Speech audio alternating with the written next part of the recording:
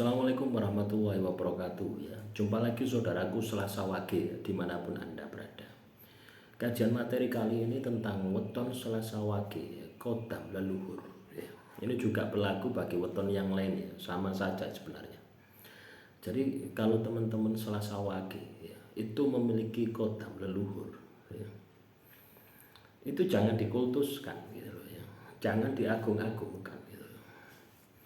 Karena pada dasarnya ya, tidak semua kodam leluhur itu ada manfaatnya gitu.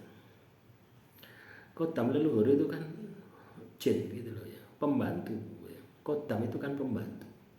Kodam itu dalam bahasa Arab ya, dalam bahasa Indonesia pembantu, dalam bahasa Jawa perewangan ya. Entah sebuah sebab ya, orang tua Anda, mbah Anda, atau buyut Anda ya, jika pernah berhubungan dengan dunia makhluk halus, maka otomatis ya, Anda akan diikuti oleh kodam leluhur.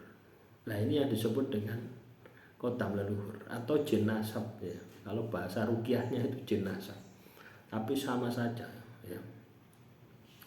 Dan yang sering saya lihat itu biasanya itu berupa sebuah pusaka ya, peninggalan ya, ada pusaka peninggalan mbah, itu pasti ada kodamnya ya. Terus ada juga rumah ya, Anda ini ditinggali rumahnya ditumbali ya.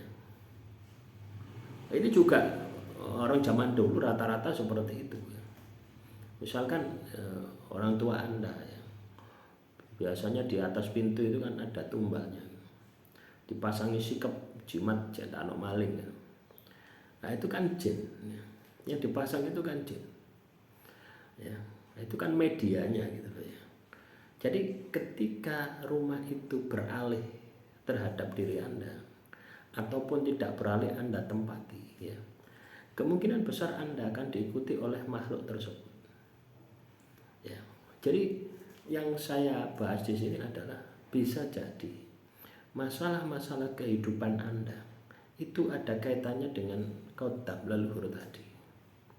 Ingat ya, kodam leluhur bukan leluhurmu ya, bukan arwah leluhurmu. Jadi teman-teman Selasa Wage ini harus hati-hati ya. Ketika Anda katakanlah ditempati atau diwarisi ya, pusaka atau keilmuan ya, nah itu kebanyakan ada kodamnya, ada jinnya. Manakala kita tidak bisa mengendalikan, manakala kita tidak bisa memfungsikan ya, maka hidup kita malah menjadi berantakan. Ini bukan katanya ya, saya punya pusaka teman-teman ya, saya punya pusaka itu keris ya, tinggalan mbah. Nah, itu juga ada jinnya. Jadi mulai kecil itu saya sudah tahu gitu ya, kok saya ini merasa diikuti terus, kemanapun saya pergi itu diikuti, walaupun pusakanya tidak ikut ya, pusakanya yang ada di Malang ya, itu saya merasa selalu diikuti, kemanapun saya pergi merasa diikuti. Nah ketika saya sudah dewasa ya, saya sering laku ya, akhirnya saya bisa berkomunikasi. Ternyata itu adalah jin yang menempati pusaka tersebut. Ya untungnya tidak macam-macam gitu loh ya. Permintaannya tidak macam-macam, sesajinya itu tidak macam-macam. Paling buanter itu rokok klopot ya. Tahu rokok klopot ya, rokok sih dilendeng karo apa itu, karo odong jagung itu loh ya. Itu sesajinya itu rokok klopot, kopi pahit rokok klopot, sesajinya itu ya. Coba kalau sesajinya macam-macam, apa yang tidak mumet Anda ya. Itu biasanya terjadi pada sebuah rumah ya, rumah ya.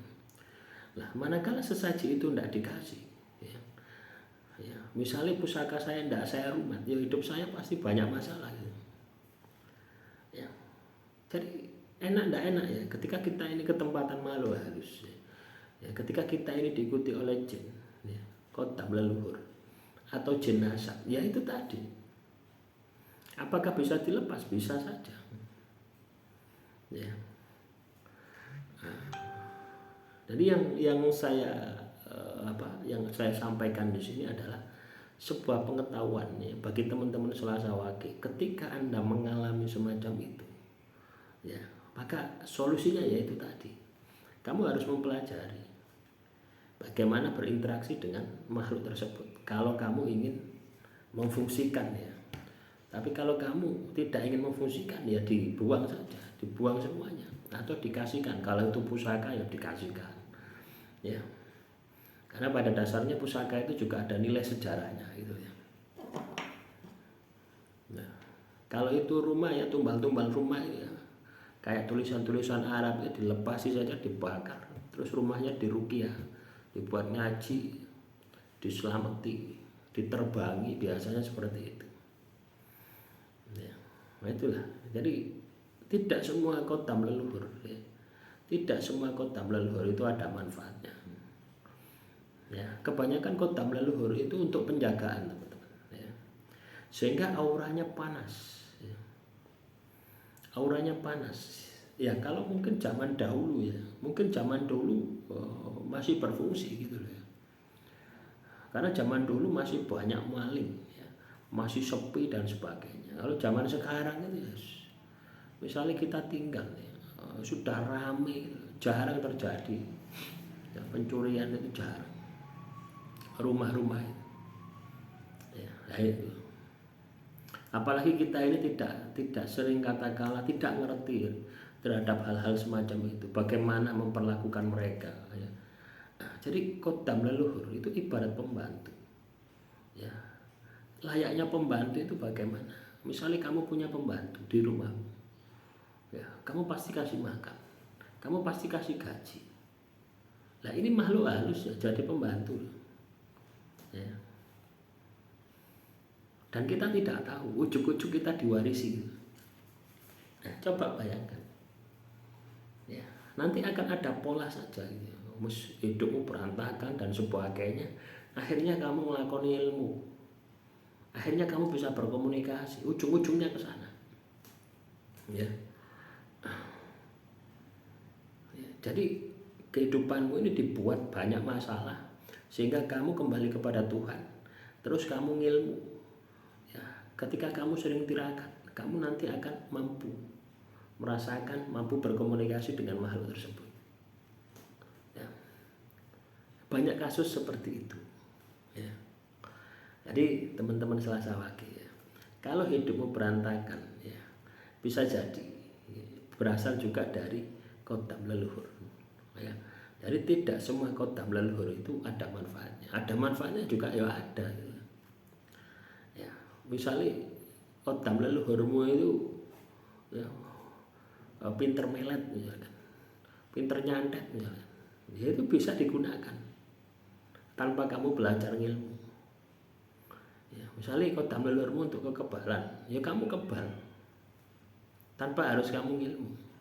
Tapi dibalik semua itu ya teman-teman ya, khotam leluhur, ketika itu bukan kita yang memperolehnya, kita harus melakukan penyesuaian diri, kita harus mampu mengendalikan. Intinya kalau Anda diikuti oleh khotam leluhur, Anda harus sering laku ya, minimal puasa. Anda sering puasa, tujuannya apa? Supaya tidak mudah dikendalikan oleh khotam tersebut ya. Bukannya Anda jadi majikan, tapi Anda jadi pembantu dari khotam tersebut ya. Ini kan sangat disayangkan ya. Jadi teman-teman Selasa Wage, waspada dengan khotam leluhur. Demikian, semoga bermanfaat. Kurang lebihnya saya mohon maaf. Assalamualaikum warahmatullahi wabarakatuh. Salam rahayu, rahayu, rahayu.